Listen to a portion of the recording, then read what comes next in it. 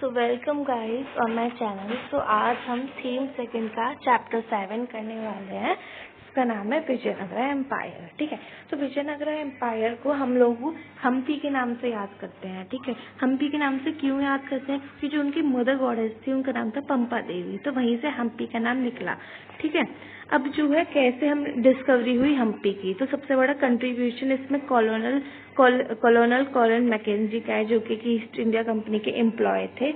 और फिर हिस्टोरियंस को इम्पोर्टेंट हो गया कि वो यहाँ की विजयनगरा एम्पायर के हिस्ट्री को रिकंस्ट्रक्ट करें, तो उन्होंने बहुत सारे सोर्सेस पे वो रिलाई करे, लाइक तमिल, तेलुगु, कन्नड़, इन सब के लिटरेचर, इन सब के अकाउंट से उन्होंने विजयनगरा एम्पायर के बारे में पता लगाया। और बहुत सारे फॉरेन ट्रैवलर्स थे जो कि बहुत सारी अकाउंट्स अपने अपने छोड़ गए थे। ठीक है, तो उनके जो है अकाउंट से बहुत बड़ा एविडेंस मिलता है हमें। विजयनगरा एम्पायर के बहुत सारे एविडेंसेस हमें वहाँ से मिलते हैं। ठीक है, अब वहाँ पे रायाज, नायक और सुल्तान हुआ करते थे। ठीक है, अब बेसिकली हम अगर हम देखते हैं विजयनगरा एम्पायर को, तो जो उसकी स्थापना की थी, जिसने उसे फाउंड किया था, वो थे हरिहरा और बुक्का। उन्होंने विजयनगरा एम्पायर को 1336 में जो है वो ढूंढ निकाला था।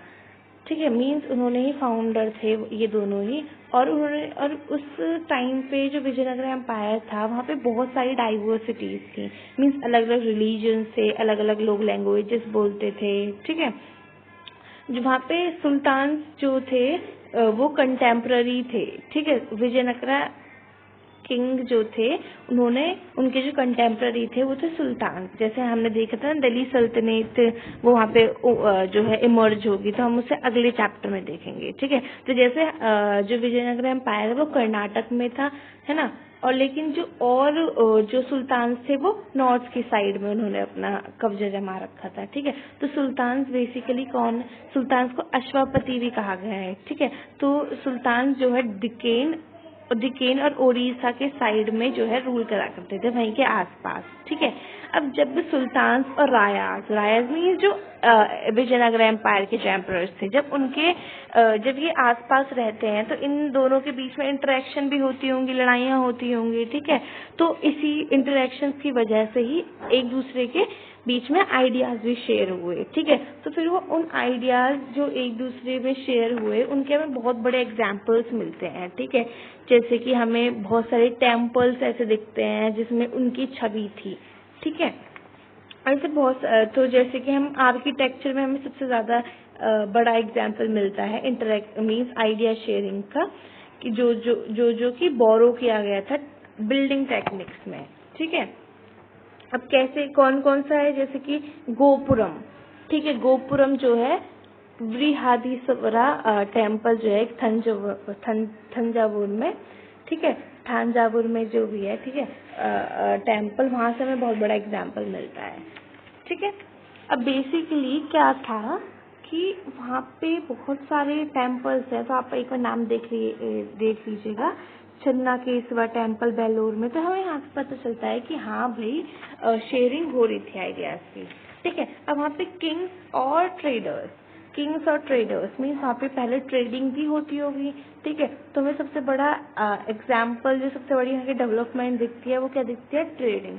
तो ट्रेडिंग में क्या होता था कि इम्पोर्ट करा करते थे हॉर्सेस को, लोग इम्पोर्ट करा करते थे हॉर्सेस को अरेबिया या फिर सेंट्रल एशिया से। ठीक है, और जो ट्रेड जो कंट्रोल कौन किया करता था? ट्रेड को कंट्रोल अरब ट्रेडर्स किया करते थे। ठीक है, अब कुदिराई छेत्री जो है हॉर्स मर्चेंट्स होते हैं, फिर उन्होंने भी पार्टिसिपेट करना स्टार्ट कर दिया इन एक्सचेंजेस में। तो 1498 में पोर्टुगीज आए, उन्होंने भी जो है ट्रेडिंग के बीच में आ गए और उन्होंने भी ट्रेडिंग स्टार्ट कर दी। विजयनगरा किस चीज में स्पेशलिस्ट थी? वो क्या चीज एक्सपोर्ट करा करती थी? तो विजयनगरा एम्पायर स्पाइसेस, टेक्सटाइल्स और प्रीशियस स्टोन्स को जो है एक्सपोर्ट करा करती थी। अब वहाँ की डायनेस्टी आप लिखिए, यहाँ पे देखिए, आप यहाँ पे डायनेस्टीज देख सकते हैं। तो ये थी वहाँ की डायनेस्टीज। जो फर्स्ट जो थी वो थी संगम डायनेस्टी, जो सेकंड थी वो थी Saluva dynasty, third Tuluva dynasty and then Aravidu dynasty. ठीक है, लेकिन सबसे इम्पोर्टेंट जो किंग है वो है कृष्णवेद रायाज। ठीक है, ये सबसे इम्पोर्टेंट जो है किंग है कृष्णवेद कृष्णदेव राया, ठीक है, ये सबसे इम्पोर्टेंट जो है किंग है। और अब आपको ये सर्च करना है कि ये कौन सी डायनेस्टी से बिलोंग करा करते थे, ठीक है। तो इस टाइम पे, इनके टाइम पे सबसे ज़्यादा एक्सपेंशन और कंसोलिडेशन हुई विजयनगरा एम्पायर की। ये वो टाइम था जब कृष्णदेव राय ने बहुत सारे सुल्तान को हरा दिया था, लाइक कर्नाटका के सुल्तान और उड़ीसा के रूलर्स, इन सबको हरा दिया था और अपनी पावर को और ज़्यादा एक्सटेंड किया था। इन्होंने गोपुरम्स भी बनाए थे, बहुत सारे इंडियन साउथ इंडियन टेम्पल्स में इन्होंने गोपुरम्स को भी ऐड किया था, ठीक है। अब बेसिकली ये इन्होंने ना एक टाउनशिप थी नियर विजयनगरा जिसे हम बोलते थे नगलापुरम, है ना, तो उन्होंने उसके ऊपर भी अपना कब्जा जमा लिया था। अब बेसिकली इम्पोर्टेंट चीज़ ये है कि सबसे ज़्यादा जब लड़ाइयाँ स्टार्ट होने लगी, सबसे ज़्यादा जब टेंशन क्रिएट होने लगी, तो वो टाइम था जब इनकी डेथ हुई, जब कृष्णदेवराया की डेथ हुई 1529 में। तो भैया ये जो है ये इम्पोर्टेंट हो गया था कि ये जाना जाए कि आखिर अब कौन रूलर बनेगा, आखिर इन्हें कौन सक्सीड करेगा, ठीक है। सो कृष्णदेवा एम्पायर जैसा आप देख सकते हैं, मैंने आपसे पूछा था ना कृष्णदेवराया कौन सी डायनेस्टी से बिलोंग करते हैं, तो तुलुवा डायनेस्टी से बिलोंग करता है, ठीक है। तो बेसिकली जब इनकी डेथ हो गई तो कौन जो है इन्हें इनका सक्सेसर बनेगा, तो इस चीज़ से बहुत ज़्यादा लड़ाइयाँ मीन्स इस चीज़ से बहुत ज़्यादा टेंशन हुई। तो फिर एक दूसरी रूलिंग लाइनेज आ गई जिसका नाम था अराबिदु, ठीक है। अब वो पावर में रहेगी 17वीं सेंचुरी तक। उस टाइम पे जो क्या हुआ, जो भी मिलिट्री थी उनकी मीन्स मिलिट्री जो थी उनका भी थोड़ा सा ग्रीड बढ़ गया, ठीक है। उन्हें भी जो है रूलर बनने की चाहत होने लगी, ठीक है। सो बेसिकली उस टाइम पे बहुत स्ट्रेन्स रहे अरावेदो के टाइम पे, ठीक है। अब इनका कैसे डिक्लाइन होता है, बेसिकली क्या होता है कि विजयनगरा एम्पायर एकदम से डिक्लाइन हो गया था। तो 1565 में हमें पता चलता है एक रामा राय था जो कि चीफ मिनिस्टर था विजयनगरा का। उसने क्या किया, उसने सुल्तान को भड़का के, है ना, तो उसने क्या करा, सुल्तान को भड़का के इंस्टिगेट किया उन्हें और कंबाइन करी आर्मीज बीजापुर, अहमदनगर और गोलकोंडा की, ठीक है। वो किसके अगेंस्ट, विजयनगरा के अगेंस्ट, ठीक है। तो उसने बहुत बड़ी चाल चली, फिर इन दोनों में लड़ाइयाँ होती हैं, फिर आधे से ज्यादा जो सिटी होती है विजयनगरा की वो लोग खाली करके चले जाते हैं लड़ाई के डर से, ठीक है। फिर अराविदु वाली जो डायनेस्टी थी फिर उसने अपना एम्पायर शिफ्ट कर लेते हैं, वो अपना थोड़ा ईस्ट की साइड जो है एम्पायर को वो शिफ्ट कर लेते हैं, ठीक है। और उसके बाद फिर वो डायनेस्टी रूल करती है पेनुकोंडा से और चंद्रागिरी से जो कि तिरुपति के पास है, ठीक है। अब यहाँ पे बात जो आती है वो ये आती है कि क्यों ऐसा हुआ कि रमा राय के भड़काने से सुल्तान भड़क गए, क्योंकि सुल्तान और विजयनगरा रूलर्स की पहले बहुत अच्छी फ्रेंडशिप थी, ठीक है। तो बेसिकली हमें पता चलता है कि सुल्तान जो है वो पहले बहुत ज़्यादा जो है उनकी अच्छी फ्रेंडशिप थी हमारे रूलर्स के साथ।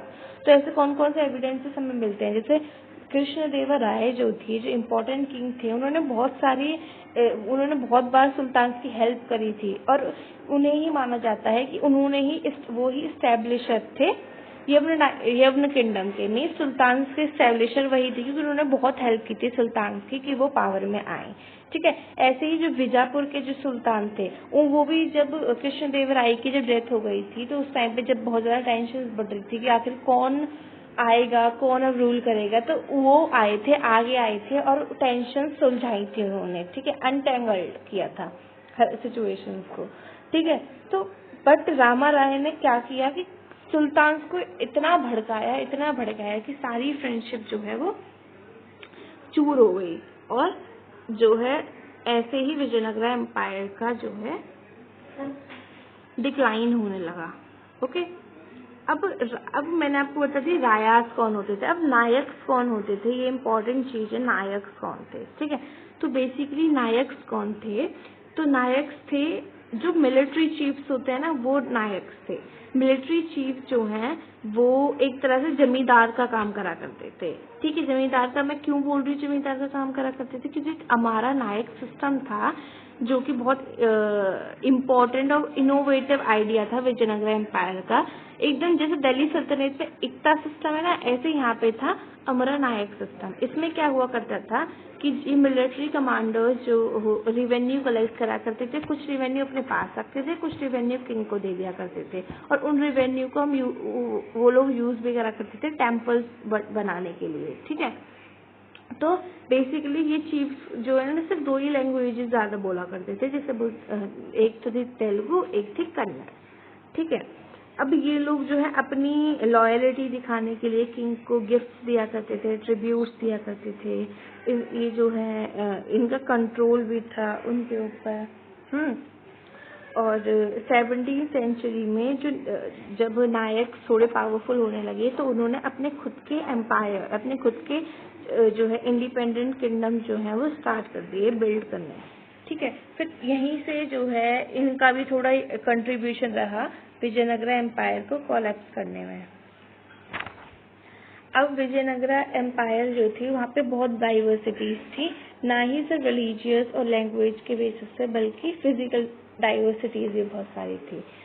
हमें कैसे पता चलता है कि क्योंकि वहाँ पे रिवर भी थी, वहाँ पे हिल्स भी थे, वहाँ पे बहुत सारी अलग अलग तरह की क्रॉप्स भी थी, वहाँ पे अलग अलग तरह की हिल्स थी, like granite hills, cradle hills, ठीक है, बहुत सारी तरह की हिल्स भी थी, एम्बैंकमेंट्स भी थे, बनाए गए थे उस टाइम पे, ठीक है। अब बेसिकली ये जो कर्नाटक वाला साइड है ये एरिड जोन में आता है, एरिड जोन में जो है ये पेनिनसुला का एरिड जोन में आता है। तो ये लोग क्या करते, इन लोगों ने बहुत सारी इलेबोरेट अरेंजमेंट कर रखी थी जिससे कि ये स्टोर कर सके रेन वाटर और फिर उसे सिटी में भेज सके, ठीक है। तो एक इम्पॉर्टेंट ऐसा टैंक बनाया गया था पहले 15वीं सेंचुरी में जिसे हम बोलते हैं कमलापुरम टैंक, जो कि क्या करा करता था, जो कि सिटी में पानी पहुंचाया करता था और इरिगेट भी करा करता था फील्ड्स को, ठीक है। और रॉयल सेंटर में तक उसका चैनल था और वो वहां उसका पानी जाया करता था, ठीक है। अब एक तो था हिरिया कैनाल भी था। ये हिरिया कैनाल जो है ये पानी लिया करता, इसका पानी एक डैम में जाया करता था, जो कि डैम तुंगभद्रा जो रिवर है वहां से जाया करती थी, और फिर ये इरिगेशन के लिए भी बहुत इम्पोर्टेंट था। तो अब ये तो हो गया आपका ये फर्स्ट पार्ट। मैं आपको सेकंड पार्ट प्रोवाइड करूंगी, so stay tune and channel को लाइक करना और सब्सक्राइब करना अगर आपको वीडियो पसंद आई हो तो। Thank you.